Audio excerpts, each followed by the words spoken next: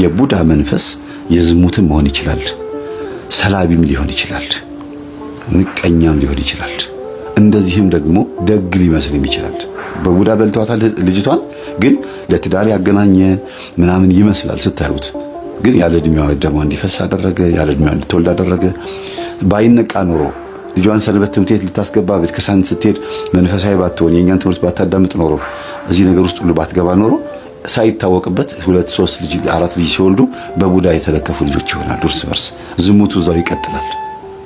እዛው ዲቃላ የወለዱ ልጆች ብቻ ይበዛሉ ማለት ነውና እንዲህ ያን ነገር የሚበዛው በመንደር ውስጥ ይሄ ነው።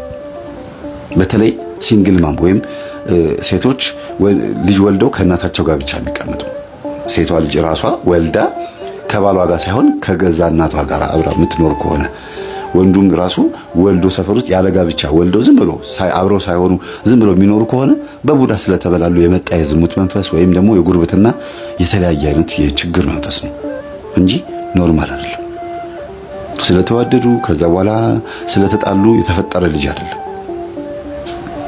ይሄ ነው ከዙ። እናንተም በኮሜንት እስቲ ይሄን ነገር በደንብ አስፍታችሁ ጻፉልን። ሌላው መጨረሻ ላይ ጠቅለል ማድረግ የምፈልገው ጎረቤት አማቾች በጉርብትናችሁ ወቅት ማለት ነው ብትችሉ ማለት ነው ቡና አብራችሁ በምትጠጡበት ሰዓት የነበረውን ጊዜ ስታስታውሱት ወይም ስትጫወቱ ስትገባበዙ በአመት በዓል ጊዜ ስትጠራሩ ጊዜ የነበረውን ይዛችሁን አስቡና አሁን ላይ ደግሞ ነገሮችን ስታስቡት በዛን ጊዜ ምንድን ነበር እስቲ ለየት ያለ ነገር ትዝ ሊለኝ የሚችለው ነገር ምንድነው ብላችሁ አስቡ። በጉርብትናችሁ ጊዜ የነበረው ነገር በርበሬም ስታስፈጪ ሽሮም ስታስፈጪ በመሰለቂያ ወይም በመቀነሻ አንጥተሽ ለጎረቤት ለተሰጫታለሽ፣ እሷም ትሰጥሻለች። ይሄ ደስ የሚል ነው። እንግዳ ሲመጣብሽ እንጀራ ሲያምጡ ዘይት ስጪኝ ሽንኩርት ስጪኝ ብላችሁ ተበዳድሮ መኖሩ አሪፍ ነው፣ ደስ ይላል። የጉርብትና በጣም አሪፍ ነው።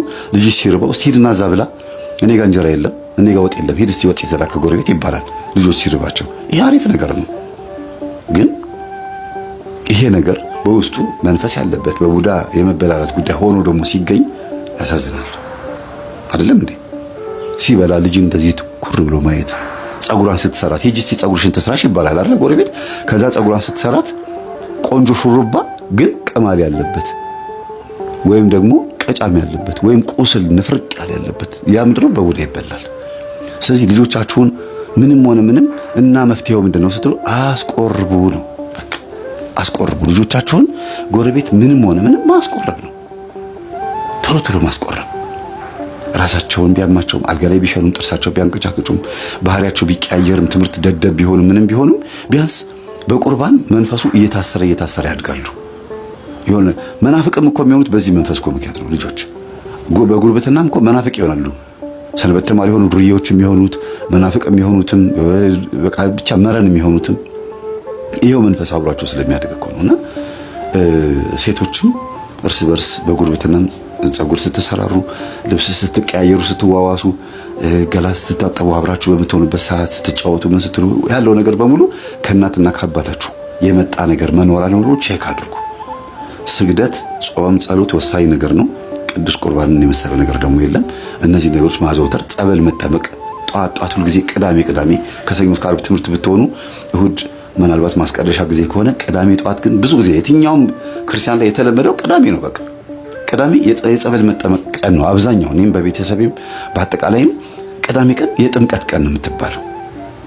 ከጸበል ከመጡ በኋላ ዩኒፎርማቸውን ያጥባሉ፣ ልብሳቸውን የሚያጥቡ ልጆች ይኖራሉ። ብቻ የቤት ስራ ይሰራሉ፣ ገላቸውን ይታጠባሉ፣ ጸጉራቸውን ይሰራሉ ምናምን። እሁድ ደግሞ ጧት ተነስቶ ያስቀድሳሉ። የተለመደውን ነው ማለት ህግ አይደለም። ያስቀድሳሉ። ከዛ የሚቆርብም ልጅ ካለ ቆርቦ እሁድ ቀን ዘና ብሎ ይውላሉ። እንግዳ የሚመጣ ከሆነ የሆነ ቦታ የሚኬድም ከሆነ ይሄን ብታረጉ መልካም ነው።